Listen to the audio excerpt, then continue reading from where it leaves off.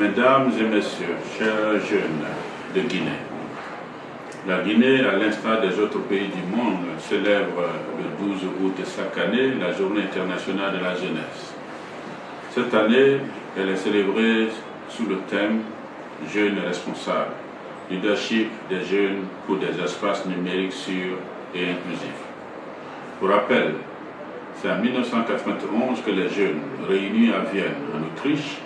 pour le premier forum mondial de la jeunesse organisé par le système des Nations Unies, ont proposé d'instituer une journée internationale de la jeunesse.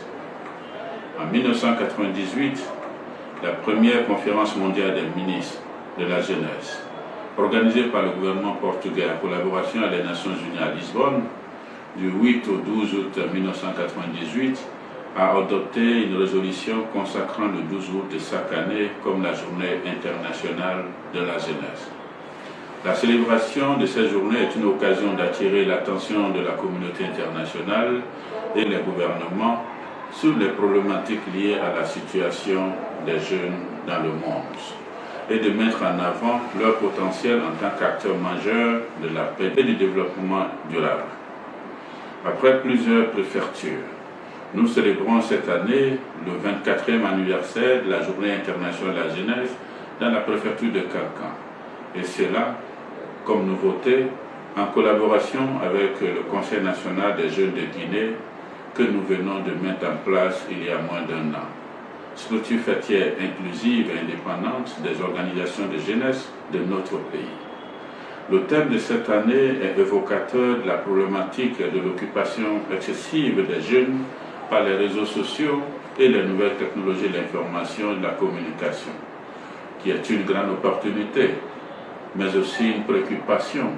majeure en termes de sûreté et d'inclusivité d'accès aux espaces numériques par tous les jeunes, aussi bien en milieu urbain qu'en milieu rural. De nos jours, les jeunes sont particulièrement frappés par le chômage, le sous-emploi, la pauvreté,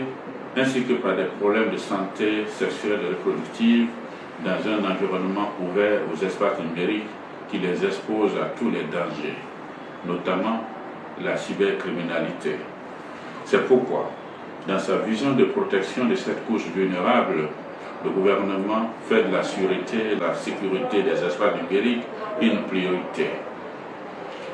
La commémoration de cet anniversaire est aussi une occasion d'attirer l'attention de la communauté nationale et des décideurs sur les enjeux et les défis auxquels les jeunes sont confrontés et aussi sur l'atout qu'ils représentent pour le développement de notre cher pays,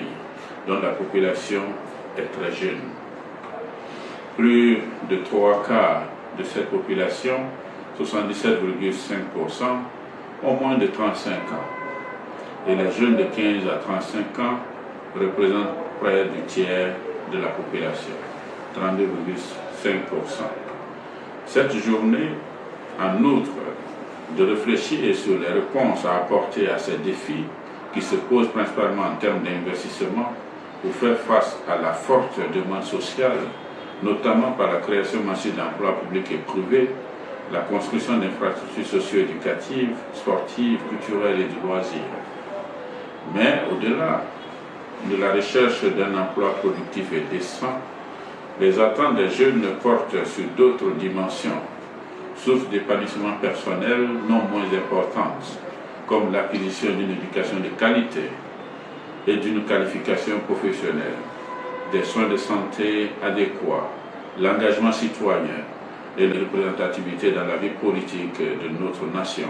ainsi que des opportunités pour la pratique des activités sportives, socio-éducatives, artistiques, culturelles et de loisirs. Mesdames et messieurs,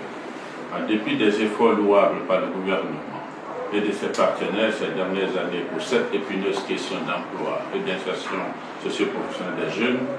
le chômage et le sous-emploi, les problèmes d'éducation, de formation et de santé, d'exode rural et d'immigration clandestine sont encore persistants. Parmi ces efforts, il faut mentionner le recrutement en 2024 de 20 000 jeunes à la fonction publique centrale et locale et de centaines d'emplois pour la réalisation du gigantesque projet Simandou. Conscient de cette situation et du fait qu'aucun enjeu du développement et de la paix ne saurait se gagner sans la participation effective des jeunes, le gouvernement, à travers mon département et sa vision d'occupation saine de la jeunesse, composante jeunesse de la vision globale Simandou 2040, s'engage à investir davantage en faveur de l'épanouissement de ces jeunes par le biais de la formation, de la création d'emplois massifs par le secteur privé et l'auto-emploi, la pratique des sports et loisirs, ainsi que des programmes spécifiques en faveur des jeunes en conflit avec la loi et à mobilité réduite, tel que voulu par son Excellence le général Mamadi Doumbouya, président de la République, chef de l'État, chef suprême des armées. Enfin, la célébration de cette journée permet de faire un rappel du programme d'action mondiale pour la jeunesse des Nations Unies avec ses 15 domaines prioritaires et d'accroître les occasions offertes aux jeunes de participer pleinement à la vie sociale de façon tangible et constructive. Des échanges sur des thématiques diverses, des formations ainsi que des séances de sensibilisation et d'information seront mises en œuvre ce jour afin d'amener le gouvernement et ses partenaires à comprendre les besoins et aspirations des jeunes de Guinée, à mettre en place des politiques publiques pour les aider et à surmonter les défis qu'ils affrontent, mais aussi à les aider dans le processus de prise de décision dans le cadre du nouvel agenda de développement de notre pays, conformément à la vision du CNRD, de rassemblement, de refondation, de rectification institutionnelle, de redressement et de repositionnement international de la Guinée.